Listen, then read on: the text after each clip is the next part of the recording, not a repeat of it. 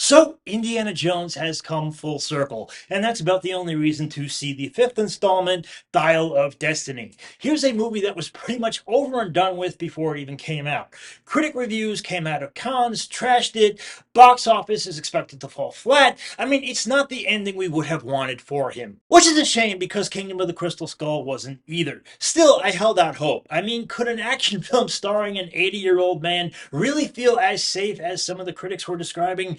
I'm not sure if that's the word I'd use to describe it, but Dial doesn't really do much when you get right down to it. By far the best thing the movie has going for it, other than John Williams' still rousing, nostalgic, and iconic musical score, is the beginning set at a Nazi stronghold during the end of World War II.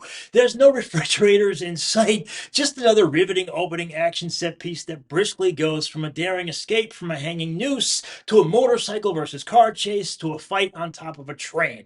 The de-aging software used on Ford isn't really bad either, as long as you don't really look at it too closely. Then the most jarring part of the movie. We go from seeing our hero fully in control of himself to the 60s, where he seems kind of over the hill. He grumpily argues with neighbors over playing the Beatles too loud and is about to retire with nothing but a gold clock to show for it. The film also makes good use of how we moved on to new frontiers, like the moon, for example, leaving Indy not yet a fossil, but close in the dust. We were promised one more adventure, not a diatribe on the sadness of aging, and that's where Indy goddaughter Helena Shaw, played by Fleabag's Phoebe Waller-Bridge, comes in. She's an archaeologist as well and needs help finding the Antikythera, some gold device created by the Greek god Archimedes that can supposedly find fissures in time.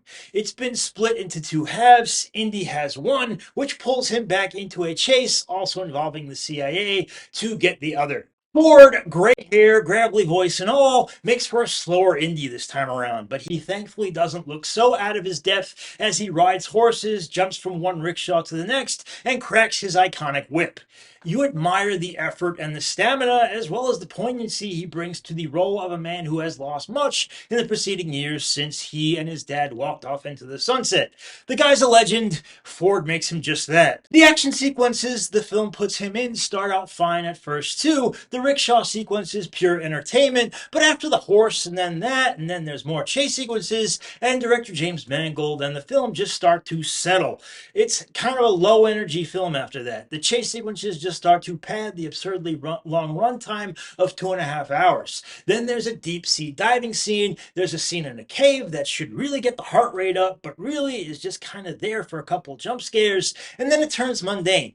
That a lot of it is clearly all CGI or green screen doesn't help either, and the cartoonish scenes just show then more than they should. Indiana Jones has also gotten worse in terms of story ideas. I think the fourth had something to do with aliens. This one is about time travel. Sure, these artifacts were always meant as gimmicky things to just kind of move the action along, but this has moved further and further into just being like pulpy sci-fi. The final stretch is just silly and contains a decision by Indy that he should know better than to make. And the villain doesn't really add much here either. He's played by Mads Mikkelsen, who's just kind of the go-to when you need German menace at this point. And he's good at putting off that vibe, but the character just kind of turns up everywhere Indy is, gives chase, and then just repeat that over and over again. I found him bland, and I'll say this as non-spoilery as I can. Why this guy still has a head after the opening scene is something this lazy screenplay should have addressed. Another dud of a character is Waller-Bridge's Helena. Now, when I heard the first reactions to this movie, it all seemed to say that she was annoying. So my first thought was, holy shit, could she actually be worse than Kate Capshaw?